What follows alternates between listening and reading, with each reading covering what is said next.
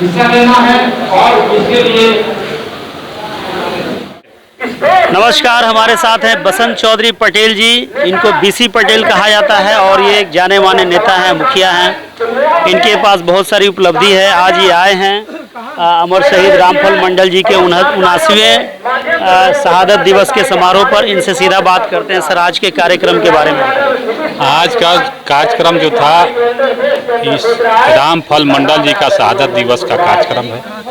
इसी कार्यक्रम के तहत उनको श्रद्धांजलि देना था और जातिगत जनगणना के विषय पर कुछ विचार विमर्श करना था। और कोलेजियम व्यवस्था जो है, जो हाई कोर्ट सुप्रीम कोर्ट में जजों का जो बहाली होती है, हम तो कहते हैं कि आंशिक अभी देश गुलाम में आंतरिक, इसलिए कि कोलेजियम जो 3 व्यवस्था होती है, कार्यपालिका, व्यवस्थापिका, न्यायपालिका, तीनों में सुपर होता है न्यायपालिका। और न्यायपालिका जो है वही कुछ लोगों के चंगुल में अभी पड़ा हुआ है। ओपन बहाली नहीं होती है। जजों की बहाली जो होती है वो कुछ लोग, पहले था 2091 के पहले था कि कुछ लोग के कमेटी होती थी, राष्ट्रपति को दिया जाता था। राष्ट्रपति बाध्य नहीं थे वो जज की बहाली में।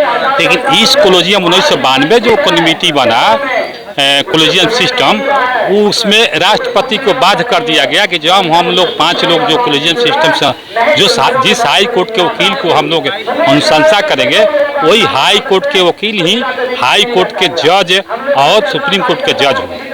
ये अभी अंतर है। माननीय उपेंद्र कुशवाहा जी को हमने सुना, सबने सुना कि बहुत पहले से कोलेजियम सिस्टम पर अपने बात को रख रहे हैं, है ना। इनकी मांग बहुत पहले से है।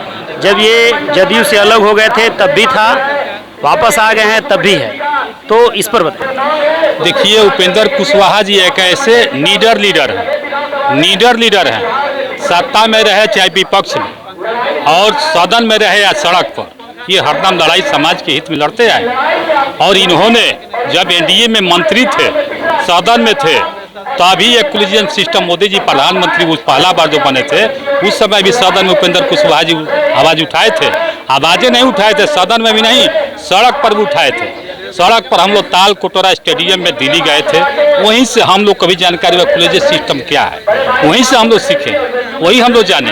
इसके बाद पूरे क्षेत्र में, पूरा शाहबाद, चाहे जहाँ प्रमंडल स्तर पर बहुत बड़ा कार्यक्रम लगा करके इन्होंने बताया कि कोलेजियम अभी क्या व्यवस्था है। कोलेजियम बिहार में नई सरकार बनी, क्यास लगाया जा रहा था कि उपेंद्र कुशवाहा जी को कोई ना कोई मंत्रिमंडल मिलेगा। ऐसा नहीं हुआ। क्या इसके लिए जो उपेंद्र कुशवाहा जी हैं या उनके समर्थक हैं, किसी तरह का कोई रोष? देखिए, ये लोग भ्रमित है। मीडिया के माध्यम से हुआ कि मंत्री बनेंगे। जिस दिन उपेंद्र कुशवाहा ने ये विलय किया था पार्टी इसमें, जदयू में, उसी समय बोल दिए थे माननीय नीतीश कुमार जी से, बिना लालच के यहाँ विलय किए थे। फिर भी नीतीश कुमार जी ने संसदीय बोर्ड के अध्यक्ष बनाए, एमएलसी बनाए। एमएलसी बनाने वक्त ही नीतीश जी ने सोच रहा था कि मंत्रिमंडल विस्तार करके इनको मंत्री बने। तबे उपेंद्र कुशवाहा जी अपने इच्छा जाहिर कर दिए थे कि हमको सर बिहार में बांध के मत रखिए।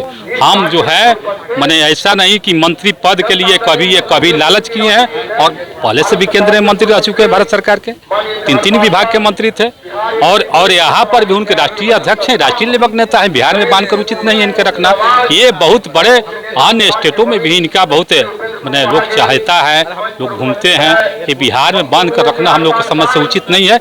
ये राष्ट्रीय नेता है और राष्ट्रीय नेता है। तो ये थे बीसी पटेल साहब, जो अपनी बात को पूरी बेबाकी से रखे, हर सवाल का जवाब दिए। मैं आदम परवेज, पटना से।